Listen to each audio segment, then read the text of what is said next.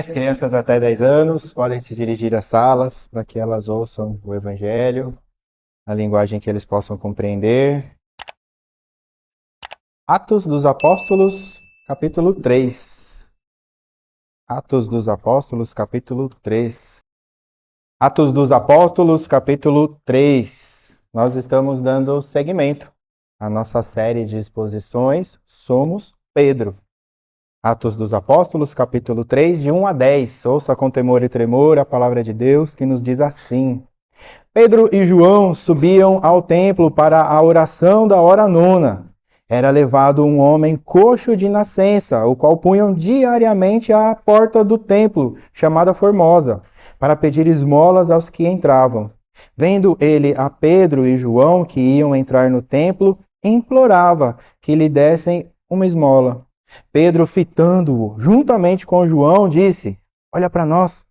Ele os olhava atentamente, esperando receber alguma coisa. Pedro, porém, lhe disse: Não possuo nem prata nem ouro, mas o que tenho, isto te dou. Em nome de Jesus Cristo, o Nazareno, anda! E tomando-o pela mão direita, o levantou imediatamente. Os seus pés e tornozelos se firmaram. De um salto se pôs em pé. Passou a andar e entrou com eles no templo, saltando e louvando a Deus. Viu todo o povo a andar e a louvar a Deus, e reconheceram ser ele o mesmo que esmolava assentado à porta formosa do templo, e se encheram de admiração e assombro por isso que lhe acontecera. Vamos orar? Senhor Deus, nós estamos diante da Tua palavra, da Tua verdade, da Tua vontade.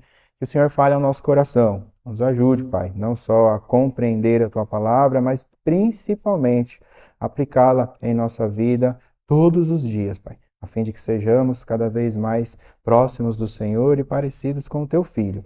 É em nome de Cristo Jesus, nosso Salvador, que nós oramos. Amém.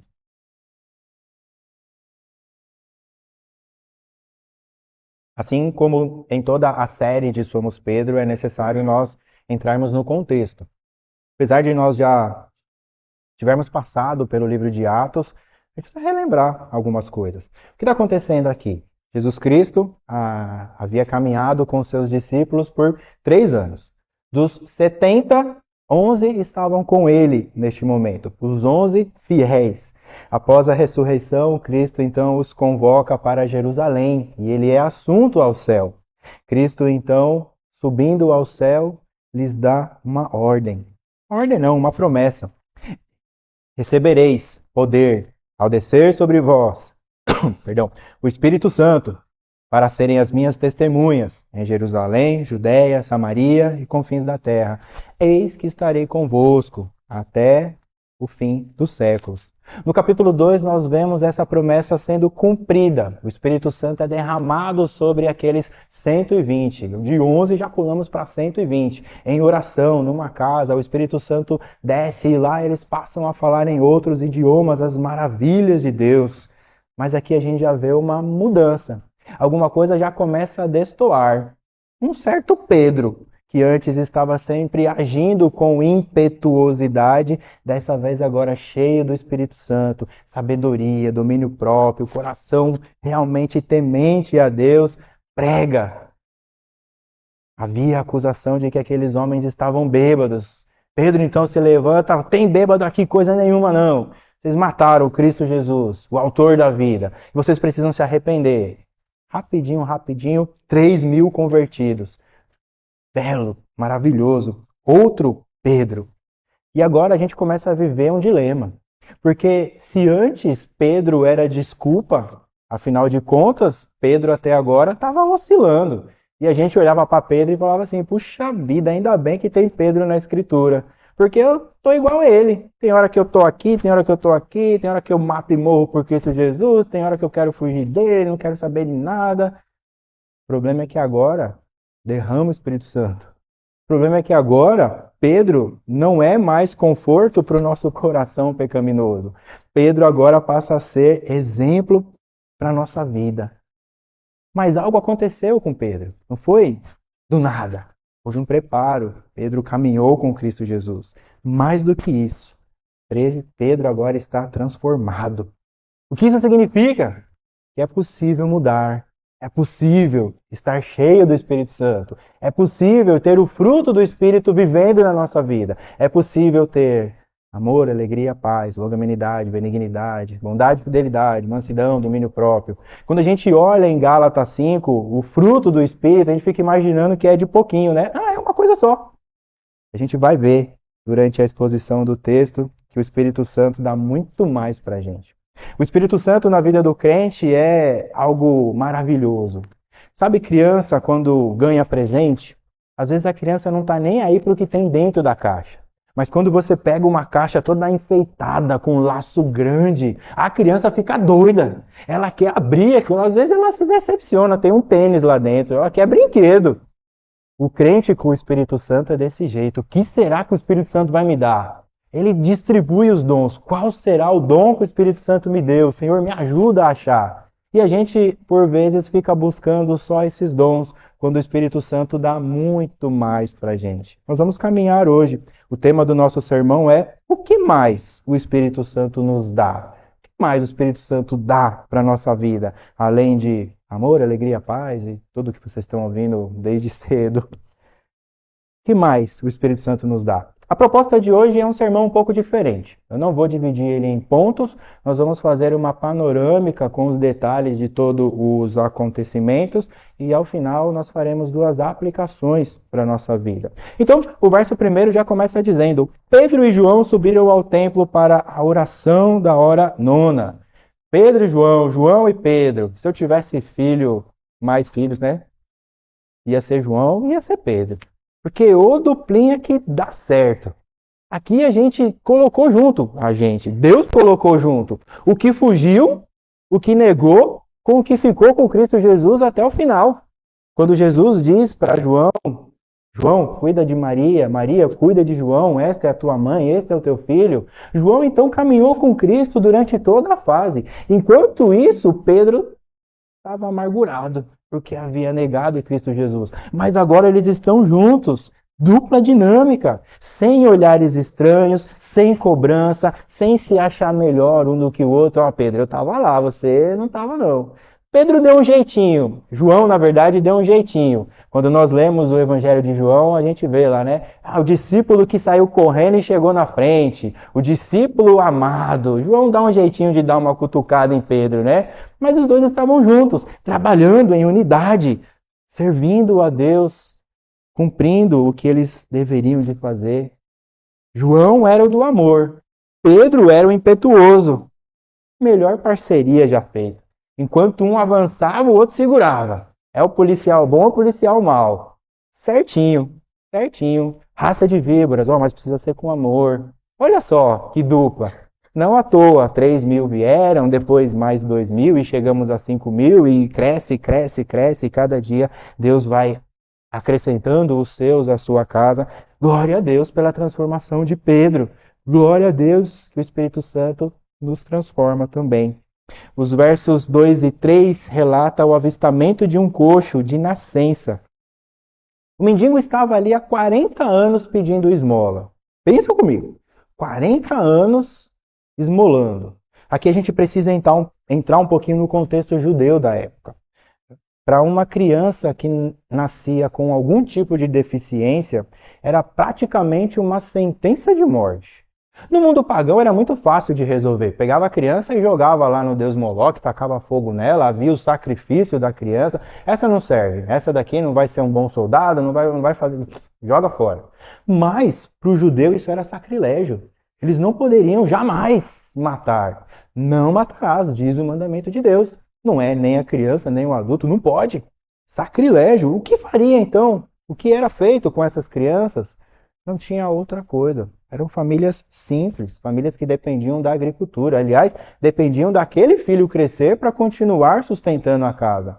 A saída que a cultura judia tinha à época era pegar essa criança e levar ela a um local bem movimentado, a fim de que a misericórdia daqueles que estivessem passando dessem esmolas. E assim foi com este mendigo durante 40 anos. Este mendigo, então, foi conduzido ao lugar mais movimentado do templo. A Porta Formosa muito provavelmente ficava entre o pátio dos gentios e o pátio das mulheres. Você vai se lembrar do pátio dos gentios porque é onde acontecia o comércio. Quando Cristo Jesus entra com um chicote e derruba tudo, era ali. Então ali muita movimentação, muita mulher passando, todo mundo querendo comprar. Ali ele foi colocado. Muita gente, mais chance de receber esmola. O que a gente precisa ficar atento. As pessoas que nasciam nessa condição tinham uma vida miserável. Elas dependiam do ir e vir das pessoas, da esmola que era dada. Era uma vida desesperada. Nós vamos ver a transformação disso. Ainda toda essa parte moral, ainda existia a rejeição espiritual. Lá em Levítico 21, 17 e 20, vai dizer que nenhum homem com deformidade física poderia entrar no templo. E olha só, muito tempo passou, nós já estamos no Novo Testamento e Levítico ainda ecoa. Lembra quando os apóstolos, juntamente com Cristo Jesus, encontraram um cego de nascença? Qual foi a pergunta que eles fizeram? Senhor, ele está cego por conta dos pecados dele ou por conta dos pecados dos pais? Cristo Jesus responde em João 9,3. Respondeu Jesus: nem ele pecou, nem seus pais, mas foi para que se manifestem nele as obras de Deus. Esse coxo de Atos 3 nunca havia se levantado, nunca havia firmado o pé no chão. Desde o seu nascimento era carregado de lá para cá, mas ele veio assim para que se manifestasse as obras de Deus. O mendigo, como de costume, pede esmolas.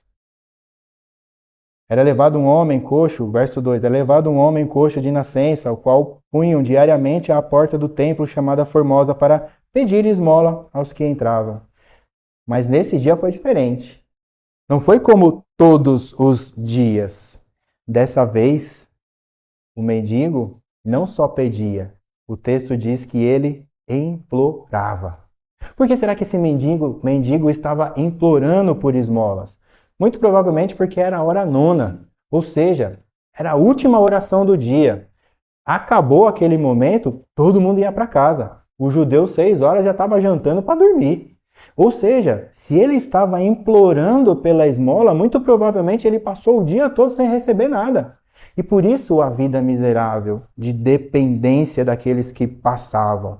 Talvez a fama da igreja perfeita, lembra lá no comecinho do livro dos Atos, a igreja vendia tudo e doavam seus pertences àqueles que tinham necessidade. Talvez isso tenha chegado ao ouvido do mendigo. Nossa, esses dois, eles fazem parte daquela igreja que ajuda todo mundo, que até vende as suas posses para ajudar os que são de dentro. Quem sabe eles têm algum dinheiro no bolso? Quem sabe eles vão me dar essa esmola? O Espírito Santo nos dá muitos dons. O Espírito Santo nos consola, nos exorta, nos dá poderes sobrenaturais. Lá em 1 Coríntios 12, de 7 a 10, tem uma descrição de todos os dons. Alguns vão ter sabedoria, outros conhecimento, outros dons de línguas, de falar, de interpretar. Tudo isso Deus vai distribuindo entre os seus. O verso 6, nós vemos uns dos dons do Espírito Santo. Sem dúvida alguma, Pedro tinha o dom da cura do Espírito de Deus. Sem dúvida, Pedro recebeu esse dom. E aí, ele para diante do mendigo. Pedro e João, João e Pedro, o mendigo implora por esmolas. Se você já viu um mendigo implorando por esmolas, normalmente ele não se movimenta, ele fica numa posição meio que olhando para o chão, olha para você meio com certa vergonha, tirando aqueles que querem tomar proveito, mas aquele que precisa mesmo, que está ali porque não tem jeito, ele demonstra uma certa vergonha. Pedro e João então olham para o mendigo nessa condição e diz: olha para nós. Olha para nós, que situação, você já está pedindo. Puxa vida, que vergonha, eu já estou pedindo, então o dia inteiro aqui sofrendo. E esses dois ainda pedem para eu olhar para eles. Ah, mas tá bom, eu pedi dinheiro. Eles pediram para eu olhar para eles, talvez tenha coisa boa aí. 40 anos passando por essa dificuldade. Ninguém olhava para o mendigo. De repente aparece dois estranhos. Olham para o mendigo e diz: olha para nós. A expectativa do mendigo devia ser aquela da criança com a caixa de presente. Será que vai vir? Será que vão me dar dinheiro para eu sair daqui? Sei lá.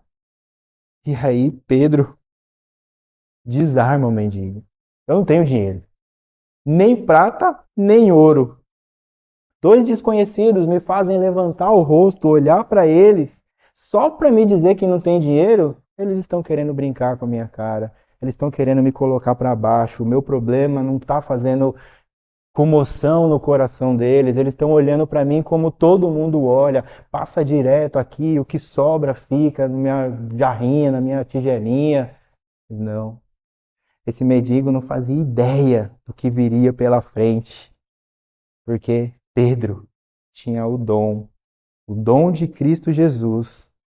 Pedro carregava um nome precioso, um nome que está acima de todo nome, e o nome que toda língua vai confessar, e todo joelho vai se dobrar, e para a honra e glória de Deus, Pedro então completa a sua frase: em nome de Jesus Cristo Nazareno, anda! Pedro é Pedro. Quando Jesus fazia esse tipo de milagre, Jesus falava assim, ó, levanta, toma o teu leito e anda. Pedro não mandou nem ele levantar. Anda! Tamanha a confiança, tamanha a certeza da ação do Espírito Santo, da cura daquele mendigo. Em nome de Cristo Jesus, tudo é possível. Se é para a honra e glória de Deus, em nome de Cristo Jesus, o Salvador, o Nazareno, tudo é possível. O que Cristo não pode fazer na nossa vida, onde Ele não pode mudar? O poder da cura de Deus, ele é completo. Nunca Deus vai te curar pela metade. Então, se um dia você ouviu do Evangelho, se sentiu atraído pela cruz e hoje você anda fraco, não se preocupa, porque Deus não faz meio serviço. Se você se sentiu atraído pela cruz, você estará na cruz. Não você. Cristo Jesus esteve por você. E é essa a beleza do Evangelho. Não depende de nós, depende da glória de Deus. O poder de Deus, então, ele é completo. Os versos 7 e 8, eles vão dizer que Pedro toma o mendigo pela mão, levanta o mendigo, os tornozelos então se firmam pela primeira vez. Não houve fisioterapia, não houve aguinha quente, escaldapés, tomar medicamento, não. Imediatamente, Pedro toma a mão do mendigo, levanta, os pés se firmam. De pés firmados no chão, aquele que era paralítico, de um salto se põe em pé e passa a andar. Louvado seja Deus! Em Cristo Jesus tudo é possível. Um coxo de nascença. Quando Deus faz esse tipo de milagre, nós temos pontos na Escritura. Quando Cristo transforma a água em vinho, ele fez algo impossível. É impossível mudar a substância da água. Aqui era a mesma coisa. Este homem nunca havia andado na vida e vem um poder de cura completo. 40 anos sendo carregado, 40 anos olhando o templo de longe, 40 anos vendo todo mundo adorando a Deus e ele nada. Mas agora tudo muda.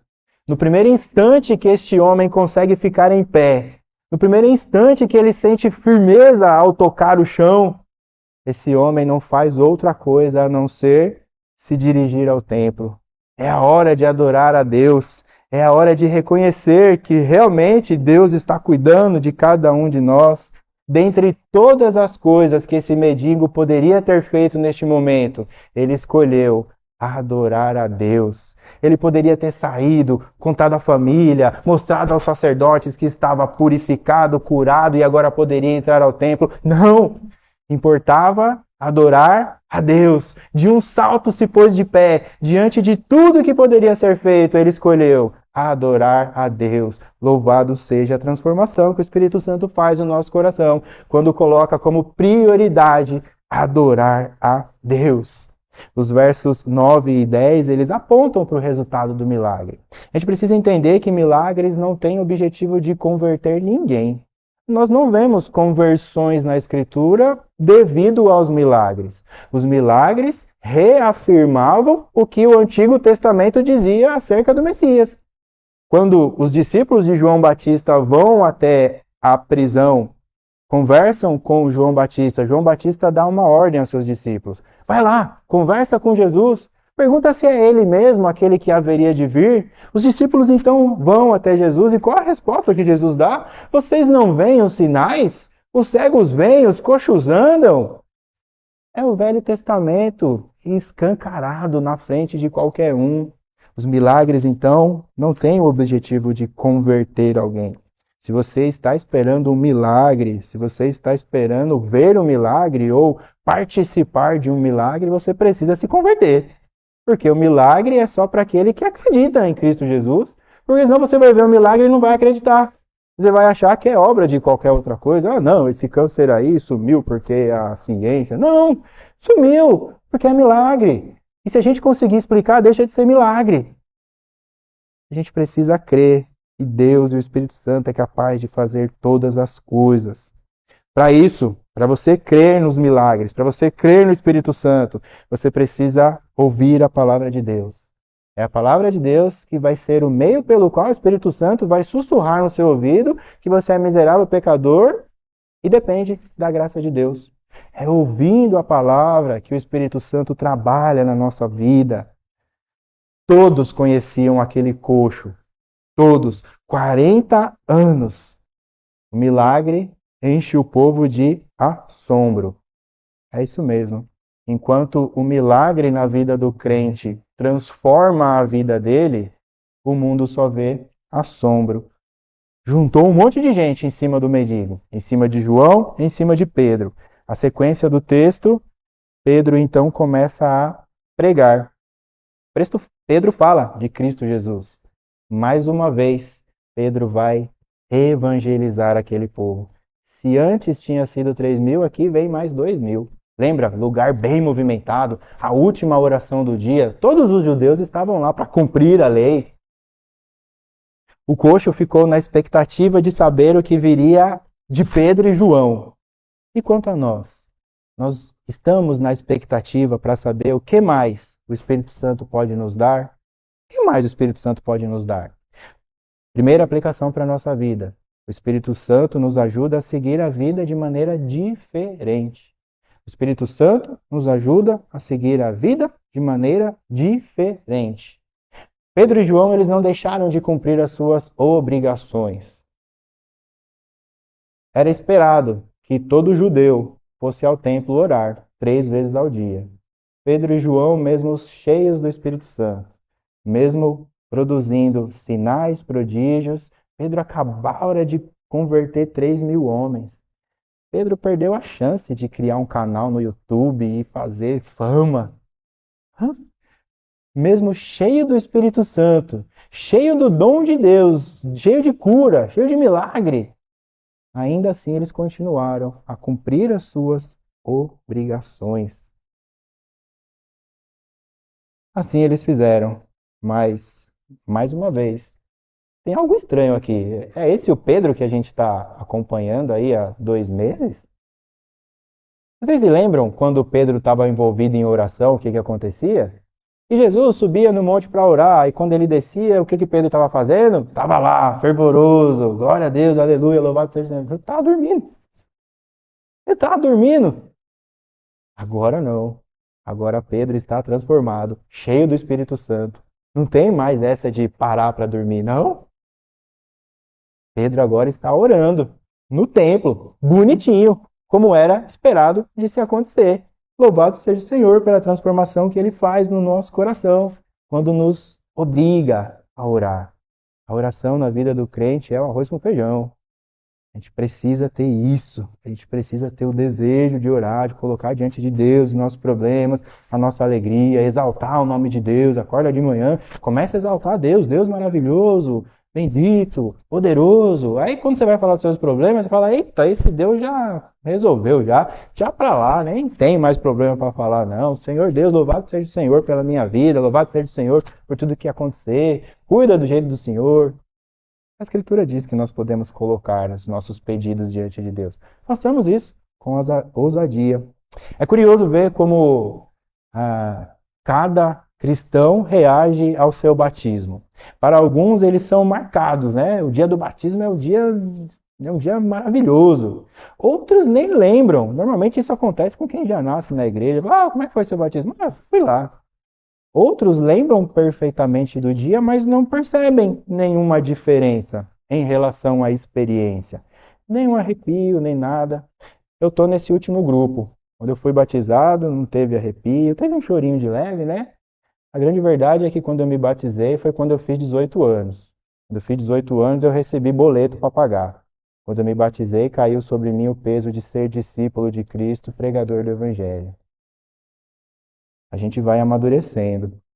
No dia do meu batismo, eu voltei para casa, tomei um banho, jantei, dormi, porque no outro dia era segunda-feira e eu tinha que trabalhar.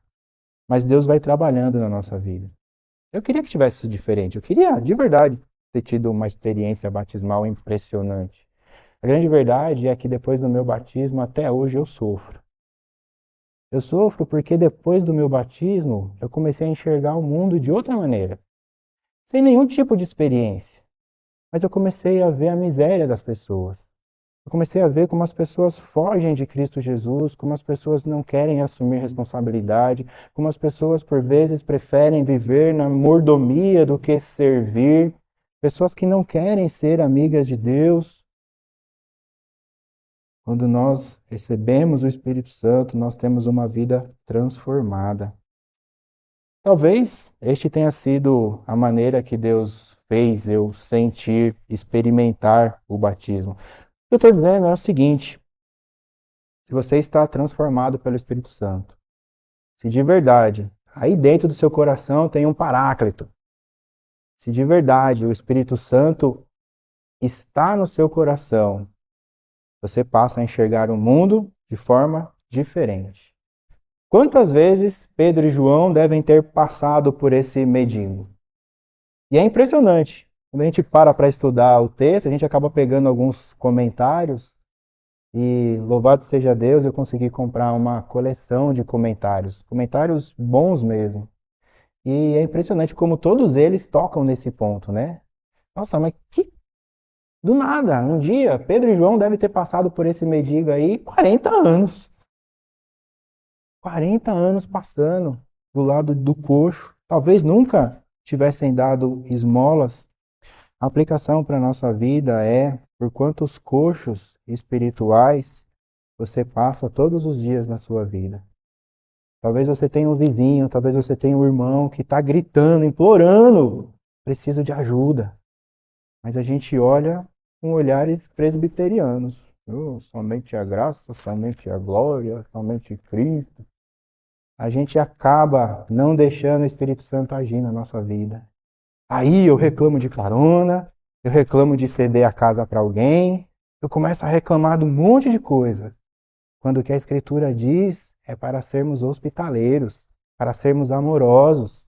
Não é isso que o bom samaritano nos ensina? O inimigo foi o que cuidou do homem. Passou o sacerdote, passou o levita, passo largo. Deus me livre, tocar nele, tá doente, vou ficar infeccionado, não vou poder adorar a Deus. E ainda dá desculpa, eu preciso adorar a Deus. Quando a gente está cheio do Espírito Santo, a gente olha para o nosso redor de maneira diferente. Olha como, Ricardo.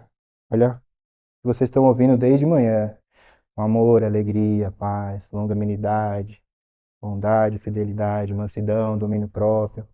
E não é um só, não. Eu não olho só com amor, não olho só com paz, não olho só com longanimidade, não. Eu olho com tudo, porque quando a gente lê Gálatas 5:22, o fruto do Espírito não é um pouquinho, é tudo.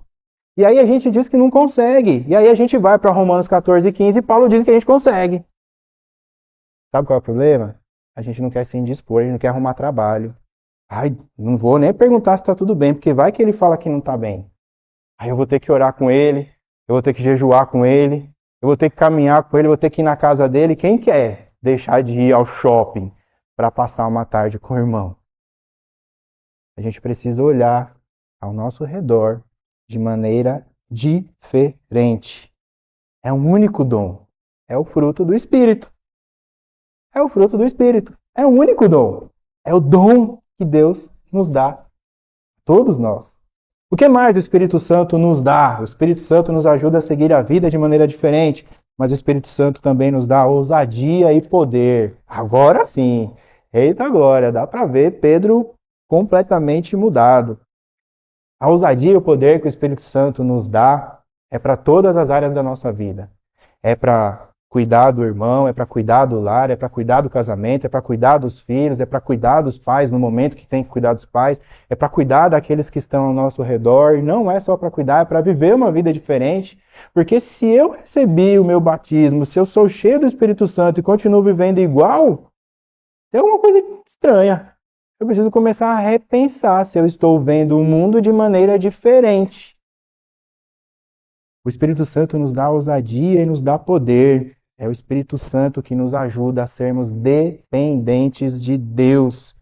É o Espírito Santo que nos ajuda a confessar o nosso pecado. É o Espírito Santo que nos ajuda a perdoar. É o Espírito Santo que ajuda a nos pedir perdão. É o Espírito Santo que nos dá conforto. É o Espírito Santo que ajuda a obra dele seguir. O Espírito Santo nos ajuda a ser dependente de Deus. Quando a gente perde o emprego, a gente fala: Senhor, eu sei que é o Senhor que vai me sustentar. Quando acontece alguma coisa na minha família, eu falo: Senhor, eu sei que é o Senhor que vai cuidar de todas as coisas. Quando eu preciso de auxílio, Senhor, eu sei que o Senhor vai colocar um irmão na minha vida para caminhar comigo, para orar comigo, para ler a Escritura comigo.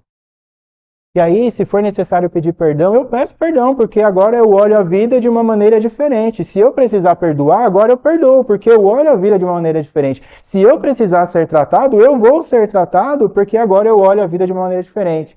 O problema é que a gente está vivendo o mal do século. Qual é o mal do século? Pressa. É incrível como a atividade pastoral está perdendo a sua eficácia. Porque a gente começa a diagnosticar o problema na pessoa, a gente nem termina, a pessoa diz: eu acho que não é isso. Cara, calma, me ouve pelo menos. E não só me ouve, não sendo só o pastor, não sendo o seminarista, sempre que alguém de fora do seu meio aponta alguma coisa na sua vida, não seja apressado em dizer que não. Leve em consideração. Pensa assim: puxa vida, eu acho que você está sendo isso. Nossa, será? Será que eu estou pisando na bola? Não, nada disso. Eu acho que a pessoa lá, não, esquece a pessoa, a gente está falando de você. O Espírito Santo nos dá ousadia e poder. Essa ousadia de reconhecer que somos falhos só vem do Espírito Santo. É um presente que ele nos dá. Senhor, aviva a tua vontade em mim. Me ajuda a compreender, me ajuda a imaginar que talvez aquilo que foi dito seja verdade. Pode ser que não seja. Quem está de fora não sabe. O Neymar que eu diga, né? É fácil falar do Neymar, difícil é ser o Neymar. Mas preste mais atenção. Quando o irmão chegar para você e falar assim: irmão, seja apressado. Leve em consideração. Puxa, talvez seja. Deixa eu olhar melhor para isso. Pode ser que eu esteja magoando, pode ser que eu esteja me agredindo espiritualmente, mas não, nós somos apressados. Pedro e João, eles foram ousados ao pararem na frente do coxo. O natural, durante 40 anos, era se afastar daquele homem. E sabe o que é belo na Escritura? Aquele homem pediu para ser curado? Não. Aquele homem conhecia Cristo Jesus como seu único e suficiente Salvador? O que esse homem fez para receber a cura? Estava pedindo dinheiro. Olha só. A gente pode ser transformado fazendo qualquer coisa da nossa vida. O que a gente aprende? O que a gente pode concluir com isso? É que se for da vontade de Deus, até os que não querem vão ser, em nome de Cristo Jesus. O que eu quero dizer para vocês é que não importa do desejo do coração. Cristo não é um coitadinho que está lá na porta, pelo amor de Deus, abre a porta, eu quero te salvar. Não, quando ele quer, ele chuta mesmo, ele derruba do cavalo, ele vai para cima. Me importa que você sofra pelo meu evangelho. Paulo que o diga. É assim que funciona, isso é ousadia.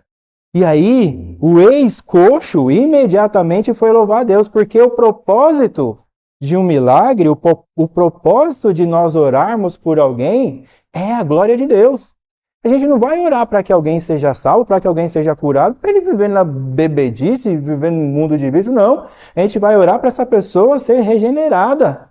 Cura completa, lembra? E sabe o que é mais belo? O horário. A última oração, a hora nona, era o que o Talmud reserva. É um livro que acompanha a escritura, não é inspirado, mas a gente consegue aprender algumas coisas culturais. A hora nona, às 15 horas da tarde, era a hora que o sacerdote imolava um cordeiro para salvar os judeus, para fazer expiação pelo seu povo. Olha só, Pedro curou aquele homem fisicamente na hora que espiritualmente o sacerdote estava cobrindo ele com o sangue do cordeiro. Aqui está a prova de que Deus trabalha do jeito que Ele quer. Isso exige ousadia. Eu quero dizer para vocês é que pouco importa a vida daquele que está doente, daquele que está viciado, daquele que está perdido, daquele que está abandonado. Se for da vontade de Deus, se você estiver disposto a olhar para essa pessoa diferente, Deus é capaz de transformar a vida dele, porque esse coxo não estava pedindo salvação, não estava pedindo milagre, estava pedindo dinheiro. Se for da vontade de Deus, Deus nos dá. Só que para isso precisa de ousadia. Ousadia em Cristo Jesus. É garantia de que se a gente pedir, eu tenho toda a fé aqui, eu vou curar. Não, não é garantia não. Deus responde sim, Deus responde não, Deus responde espera. Mas a Escritura diz que a gente precisa ter. Então, sejamos ousados. Sejamos ousados. Desafio para a igreja. Em todo o nosso contexto de construir um novo espaço, de crescer, de amadurecer, de viver em união, de viver exortando uns aos outros, de viver cheios do Espírito Santo. Desafio para a igreja. Chegou o momento de desafio. O nosso bairro está mapeado desde 2022. O Gabriel fez um trabalho excelente. Ele separou o bairro em 6 áreas. A área que tem mais rua tem 4 ruas, curtinhas. Se você pegar das 10 às 11h30, você visita todas as casas ali, tocando a campainha e falando de Cristo Jesus, apresentando a nossa igreja. Que tal você ser ousado? Que tal você adotar uma área do nosso bairro? Que tal você se comprometer com essa ousadia? Que tal você dedicar um tempo para orar para uma região do Chácara Maria Trindade? Olha, a região dos predinhos ali, eu vou orar. Todo dia às 15 horas, a hora nona, eu vou dobrar o meu joelho e falar, Senhor, ajuda a gente a chegar nesse povo, traz esse povo para a tua igreja, que sejam homens maduros, que estejam dispostos a aprender, a olhar de jeito diferente para a vida. Mas que tal não só orar, que tal você se disponibilizar, ser mais ousado? A cada 2 meses eu vou naquela região que tem 4 ruas e durante 1h30 eu consigo colocar um panfleto da nossa igreja em cada casa. Irmãos, a gente tem 2 caixas de Bíblia aqui atrás, a gente tem mais de 1000 panfletos. A gente viu de manhã, a igreja cresce saudável quando ela cresce horizontalmente. Se vocês dependerem da figura da liderança para crescer, não é isso que aconteceu em Atos, não é isso que aconteceu na igreja primitiva. A gente precisa assumir responsabilidade, para isso precisa de ousadia. Precisa de ousadia. Para ir orar mesmo sem o seminarista, mesmo na chuva, mesmo no sol, mesmo com um pouquinho de dor de garganta. Não, eu me comprometi com esta região do bairro. E por essa região, em nome de Cristo, eu vou orar e vou mudar o jeito de olhar para essa região. Irmão, tem medo de pedir não. O presbiteriano é meio mole para essas coisas. A gente precisa aprender muito com os nossos irmãos pentecostais. Não tenha medo de pedir não. O que a Escritura diz? Se você pedir em meu nome, eu vou te dar. Se você tiver fé mesmo, as montanhas vão se mover. O presbiteriano, quando ora, Senhor, se sobrar um tempinho na sua agenda, Pai, aí, será que o Senhor poderia curar? Não, meu irmão. Não tenha medo de pedir, não. Peça por libertação.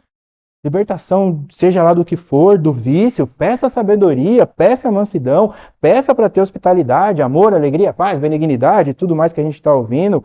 Peça. Com fé, porque se você pedir com fé, até as montanhas vão nos obedecer. Talvez você esteja pedindo esmolas. E aí não adianta. A gente está igual o mendigo. Em esmolas, o pessoal vai passar direto e não vai olhar para a gente. Na nossa liturgia, a gente viu que é possível ver muito mais. A largura, a altura, a profundidade. Deus pode fazer muito mais do que você pede. Você deve estar pedindo um pouquinho demais. Peça mais, não peça esmolas. Peça em proveito do reino. Quando você ora, Senhor, se for para a glória do teu nome, proveito do teu reino, cura, levanta esse doente, enfermo. Faz o teu nome grande. Ora sem medo. Ora pela nossa igreja, ora por união e paz, ora por um cuidar do outro mutualmente, ora pela edificação, ora para esse lugar estar cheio do Espírito Santo. Ora, ora, para a honra e glória de Deus. Porque se for só para curar, não, eu tô com dó ali. Não. Senhor, cura, liberta do vício, liberta da cachaça, liberta do cigarro, liberta do que for, para a honra e glória do teu nome. É assim que a gente ora com ousadia, para que tudo isso faça sentido na sua vida, para que você enxergue o mundo diferente, para que você tenha ousadia e com a sua ousadia, poder. É necessário que você creia nesse nome que Pedro usou para curar o coxo. É incrível como antes desse fato não há o nome de Cristo Jesus. Os milagres iam acontecendo, mas a partir de agora o nome de Jesus vai ser usado para todos os milagres. E aí tem uma sequência enorme de texto. Jesus é um nome que pode mudar a nossa vida. Creia neste nome que curou o coxo. Esse nome tem poder. Primeiro, tem poder para transformar o seu coração. É a primeira coisa que a gente precisa pedir. Senhor, transforma o meu coração. Porque daí eu não vou ficar olhando o cisco no olho do irmão. Eu vou me preocupar com a trave que está no meu. E aí, uma vez que o meu coração está transformado, Cristo vai encher ele com o Santo Espírito que foi enviado para ser o nosso auxiliador, o Paráclito. Ele vai ficar dizendo o que dizer na hora de dizer, o tom de dizer, onde dizer. Com amor, com alegria, com paz, com mansidão, benignidade, longanimidade, domínio próprio. E aí sim, com o coração transformado, cheio, transbordando do Espírito Santo, você vai ter ousadia. E o poder vai ser natural. Talvez você nem sinta, talvez você nem veja. Mas quando você menos espera, fala, irmão, aquele dia lá você salvou minha vida. Como assim, irmão? Só te dei bom dia? Falei, cara, aquele dia eu precisava ouvir um bom dia. Poder de Deus. É também nas coisas, não preciso ver o câncer sumir. Uma animada. Liga para a irmã de manhã, irmã, vamos orar junto, irmão. Bora caminhar junto aqui, vamos ler a Escritura. É o poder de Deus na nossa vida. O que mais o Espírito Santo pode te dar? O Espírito Santo nos dá o melhor de tudo. Quando aqueles homens estavam cheios do Espírito Santo, falando em outros idiomas, eles falavam das maravilhas de Deus. O que mais o Espírito Santo pode te dar? O Espírito Santo te dá a maravilhosa oportunidade de ser testemunha de Cristo Jesus, o Nazareno. Se você não tem condições, capacidade, não quer fazer mais nada, seja testemunha de Cristo Jesus, porque Ele é o único Salvador da nossa vida. E esse presente é o melhor dom, é a melhor coisa que Deus poderia ter dado para a gente. Calvino diz que é o mendigo que encontra a fonte do pão, e aí ele quer contar para todo mundo aonde tem pão. Esse é o melhor presente que nós poderíamos ganhar. A você que ainda não se entregou a Cristo, existe um presente para você.